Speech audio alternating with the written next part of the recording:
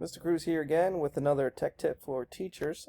And in this tech tip, we're going to look at some classic classroom timers and some other fun timers that you can use in your classroom or virtually teaching. So you're going to want to go to this website. I'll leave the link for the website in the description below. But let's look at the classic timers. So we can click on the clock countdown. It'll open up a new tab. And I like using the clock in the full screen, so I'll click on that first.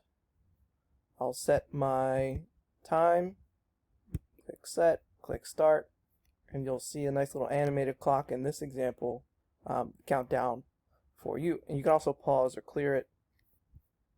Let's go back. Let's look at some of the other timers. That Spaceship Timer, that looks pretty neat. And again, same thing. Click on the full screen so you get a better view of it. Set your time, click set, click start. Oh, this one has sound. I'll turn the sound off partially here. But also you can mute your tabs if you don't want to hear anything. So you just right click on your tab, mute the site. Okay, so that's your tech tip. This classic timer, classroom timers that you can use with your students virtually or in class.